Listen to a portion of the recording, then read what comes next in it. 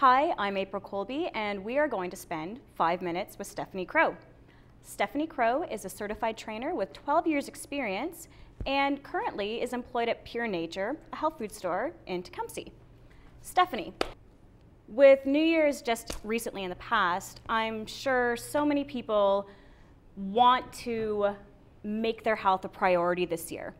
What are some things that people can do to put themselves in better shape with the new year? Well, I just say all the time to all my clients, take it one step at a time. So for example, maybe incorporate a little bit more fiber into your diet and some more water on a daily basis. Also, maybe get out there a little bit more with the kids, just to kind of kick it up. Joining a gym sometimes can be really intimidating, so doing that as well, and maybe possibly getting a trainer, just to kind of introduce you. Even 3 sessions will be beneficial to you. In terms of diet, I know you just mentioned increasing fiber in your diet. Is there anything else that people can do? Maybe steer clear of fast food, or if you have to eat fast food, what should your options be? If you're eating fast food, do things like order the salad or the baked potato as opposed to the French fries. Maybe take the top of the bun off the hamburger if you really have to have a hamburger. Things like that.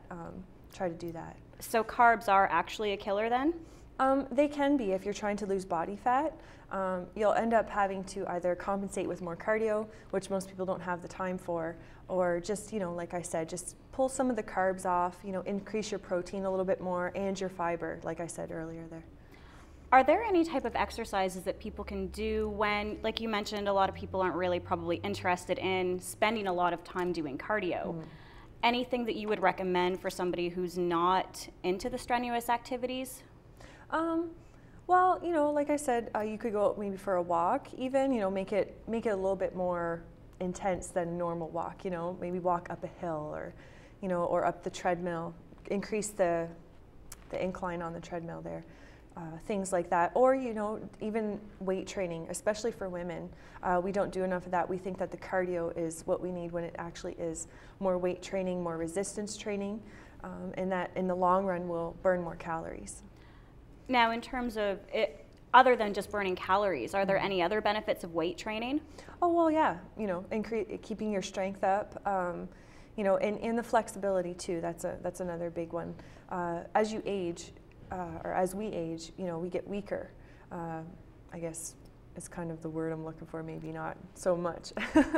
But yeah, we tend to lose our strength as we get older, and keeping the strength up will, in the long run, again, keep you young, keep you vibrant. You're able to do more when you're strong. If you can lift things, you don't have to have help with that. As long as you can keep climbing the stairs, you don't have to use your walker and things like that. Now, there's always trends in fitness. I know last year a big thing was Pilates. A lot of women started getting into Pilates. What does that promote in terms of fitness and body shape and body image? The Pilates is really nice for almost anyone, really. What it does is it strengthens pretty much everything in your body, starting with your core. A lot of people with, in fact, scoliosis or curvature of your spine, it actually helps to realign the whole spine over time. So that would have obvious health benefits in the long run. As a trainer, what were some things that people were looking for when you would train them? The quick fix. They wanted to take a pill or a quick fix. I'm always honest with my clients. I always tell them straightforward, this is not going to be easy. You're not going to like this. You'll eventually like it. Eventually you'll get almost addicted to the endorphins you get from it. You'll kind of find yourself waking up and going, oh, I need to go to the gym today. You'll find yourself missing it. So it just takes time and dedication. So that's what I found everyone wanted, was the quick fix, and there is no real quick fix. So weight loss pills? It depends. It depends on what you're doing. Weight loss pills as in, increasing your metabolism could have benefits. You want to be careful though, because it can mess up your metabolism over time. When you stop, all of a sudden a lot of people find they gain the weight right back, because the pills, again, like I said, mess up your metabolism a little bit, or can, if you take them for too long of a time. Other than just having an effect on your metabolism, are there any other detrimental effects of weight loss medications? There can be. You know, like I said, like the hormonal, which goes back to, in a sense, your metabolism, but it can mess up your hormones. Adrenal gland shutdown. It just depends on what diet pills you're taking. There are diet pills out there that actually support your adrenal gland function and your other hormone functions. So it, again, supports your metabolism. So like the fiber, for example, you know, that'll support, you can take that all the time. You don't ever have to change that. So now there have been cases of people, I don't want to use the term overdosing on weight loss pills and weight loss medication. Increased heart rate, is that also?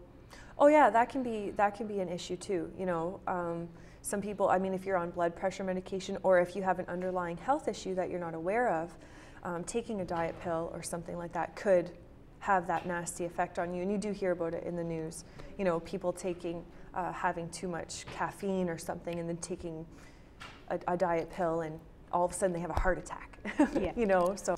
Now, earlier you mentioned a quick fix. One of the quickest fixes to lose weight is pretty much to limit what you're eating.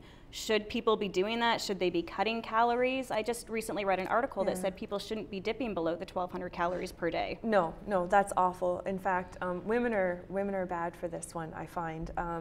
They're constantly cutting their calories. And again, in the long run, you're going to end up gaining weight. You're going to start holding body fat because your body's constantly in starvation mode. That's a horrible thing that you want to have, want to happen. So having someone such as a dietitian or, you know, some trainers are educated in the nutritional area.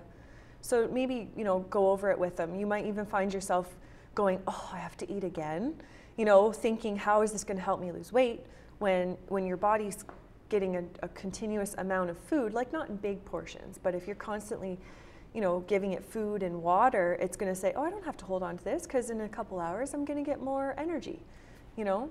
And the quality of food would matter too, wouldn't it? It does. It does. You don't want to restrict everything.